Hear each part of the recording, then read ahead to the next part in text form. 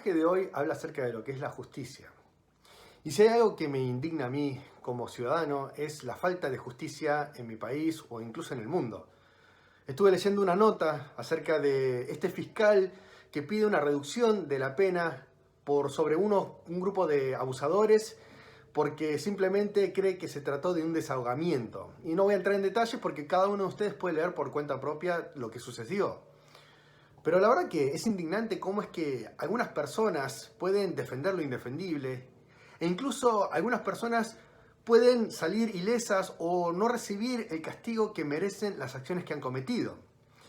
Y si vamos a lo que es la época de Roma o la época de Pablo en ese entonces, vemos que el sistema judicial no era mejor que nuestro débil o frágil sistema también. Porque vemos que en ese entonces, si bien los romanos hacían alarde de lo que era su sistema judicial bien preparado, en la realidad, o por lo menos en lo que respecta en la materia civil, en las cuestiones triviales, vemos que no era menos que un chiste.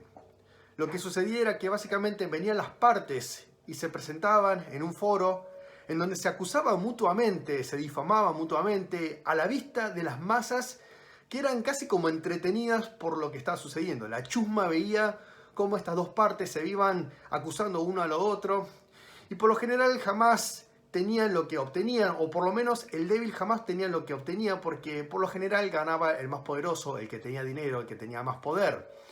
La verdad que el señor Coima no es una cuestión que nos afecta solamente en estos tiempos, sino que también sucedía en estos tiempos.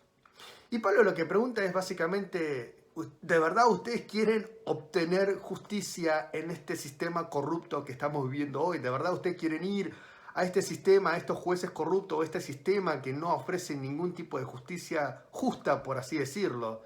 ¿De verdad no hay nadie en la iglesia que pueda llegar a resolver estas cuestiones puertas adentro? Sospecho que la corrupción no estaba solamente puertas afuera de la iglesia, sino que también estaba dentro. Y es que nos quedamos pensando en lo siguiente: supongamos que viene el poderoso con el que tiene menos poder.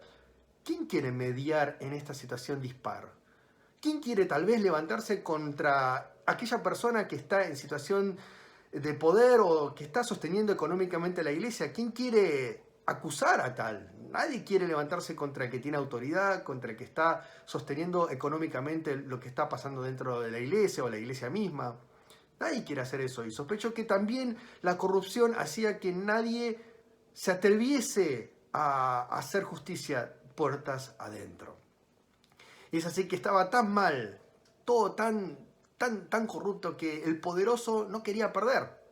El que es rico jamás quiere perder. Y el pobre, por lo tanto, tampoco no es una persona que se estaba portando, por lo menos en este caso, de manera honesta, sino que estaba estafando.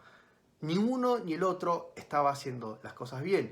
Y es así que Pablo se levanta y dice, bueno, ¿no saben que los injustos no heredarán el reino de Dios? Porque no se engañen que ni los inmorales sexuales, ni los idólatras, ni los adúlteros, ni los afeminados, ni los homosexuales, ni los ladrones, ni los avaros, ni los borrachos, ni los calumniadores, ni los estafadores heredarán el reino de Dios. Así nos llegamos al cielo, básicamente, es lo que nos está diciendo Pablo acá. Pero al final del discurso, Pablo afirma que ustedes eran así antes, pero ahora no más.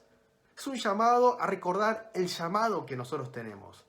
Y que antes eran ustedes así, pero ya han sido lavados, ya han sido santificados, ya han sido justificados en el nombre del Señor Jesucristo y en el Espíritu Santo de nuestro Señor Dios. Dios es el que hizo justicia con nosotros. Nosotros que éramos injustos, inmerecedores de su gracia, ahora por la justicia de Dios podemos disfrutar de las mieles, de las buenas noticias, en donde nosotros mismos podemos venir y presentarnos como justos delante de Dios. ¿Por qué volver atrás? ¿Por qué volver a la injusticia del mundo cuando nosotros estamos disfrutando ahora la justicia de Dios? No lo hagamos de esa manera. Dios es el que hizo justicia, no volvamos atrás. Hermanos y hermanas, el sistema está corrupto. El sistema judicial del mundo está corrupto, el mundo está corrupto en sí. La cultura también presenta corrupción. Todas estas cuestiones que son contrarias a la palabra de Dios, sí está corrupta. Y sospecho que también esta corrupción de afuera viene y se infiltra también a la iglesia. Y vemos que nuestros sistemas, tal vez, nuestro sistema de pensamiento o ideales, nuestra cultura mismo dentro de la iglesia, a veces está corrupta. Es que también nosotros mismos, Si bien somos justificados por Cristo Jesús, hasta que seamos glorificados juntamente con Él cuando venga en su segunda venida, tenemos que lidiar con este remanente que queda en nosotros, este pecado que está todavía aún en nosotros, que nos lleva a tender a lo que es la pecaminosidad, a lo que es la corrupción. Por eso, como cristianos, primero recordemos, tenemos esta necesidad de recordar el llamamiento de la justicia de Dios. Cristo Jesús murió por nosotros injustos, y ahora somos justos. ¿Por qué volver atrás? ¿Por qué tratar con desdén a mi hermano que tiene menos? ¿Por qué tratar de una manera deshonesta a aquellos que tal vez tienen más que nosotros? Lo segundo que recordamos también es, tenemos que revisarnos constantemente. ¿Cuál es el aspecto de mi vida personal que necesita ser tratado por Dios, que necesita ser revisado por Dios una vez más? Que el Espíritu Santo alumbre esa parte y me muestra que hay corrupción todavía. Y por último, como iglesia, ¿qué es aquello que nosotros tenemos que arreglar tal vez? ¿Qué es aquello que nosotros está tan metido dentro de nuestro sistema y tenemos que revisar a la luz del Evangelio?